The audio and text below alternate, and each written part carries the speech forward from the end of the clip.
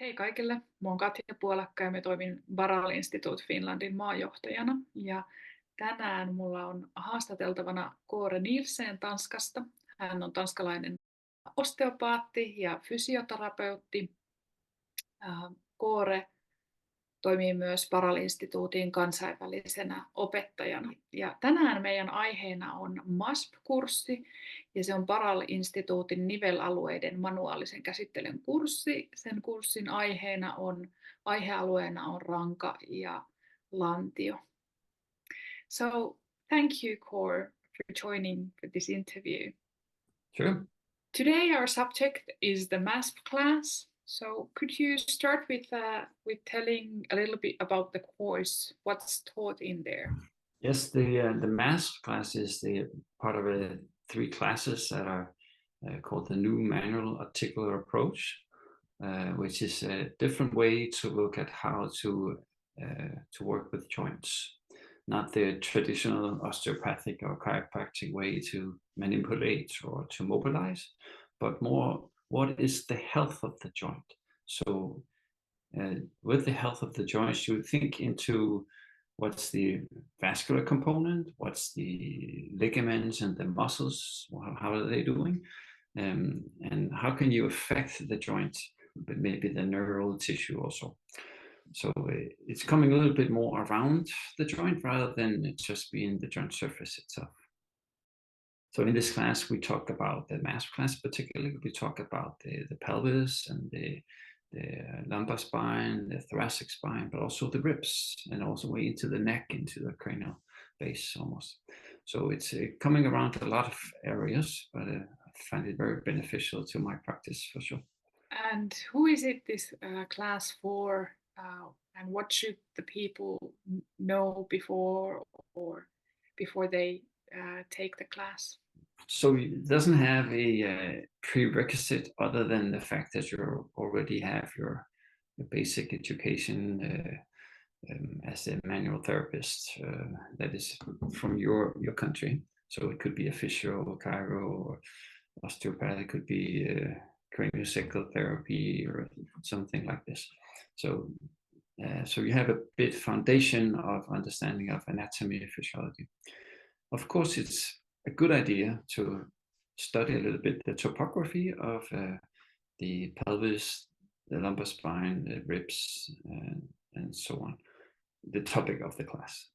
But we will go through everything and be clear with what it is that we're trying to address as we go through the class. Well, as you are teaching the class, you have also taken it probably many times and being a teaching assistant. So what are the favorite, if you would need to choose 1 or 2 things from the class or subject, what would be the ones that you enjoy most as a practitioner? Well, it's a tough one. I think I use pretty much all of it in my practice.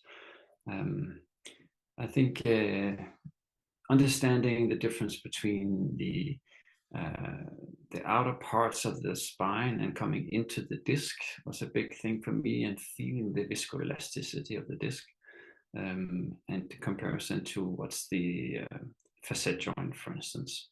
So the layered differentiation is important. But also when I come up to the thoracic spine, I talk about the relationship of the spine to the ribs and different parts of the ribs, not just the joint part, but also the interosseous and how you can find where on the ribs that the problem is. I think that was very valuable for me. That does sound interesting. And you mentioned already that you use all of the techniques at your clinic. Could you share some cases that when would you use these, some problems that people have when these are the ones that you usually choose to? Right, for sure. Yes, let's say, for instance, you have somebody that went to a nice little ski trip and they had a fall, and then maybe they fell down on the side and they hit the side of the body, and they have some pain in the neck and to the lumbar spine, headaches and things, maybe some radiation into the arm.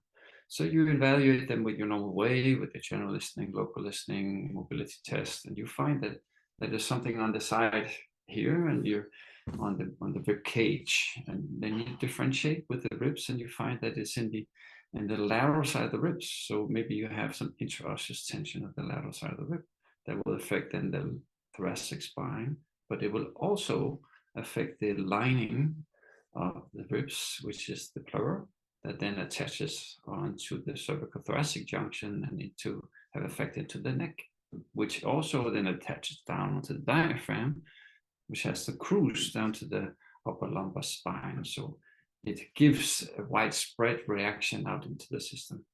So if you can address specifically the ribs at that impact zone and that tension area, and then have a release in the whole side of the body, that would be one good example for me. You do have a lot of skiing up there, don't you? Yes. Especially now when the winter season is so. Yeah. So thank you, Kåre, for this short interview and telling more about the MASP class. And I look forward to see you and see all the students in the class. For sure. I also thank you so much for inviting me, and I look forward to seeing again some of the people that I have met in Helsinki, and maybe some new people coming. Thank you.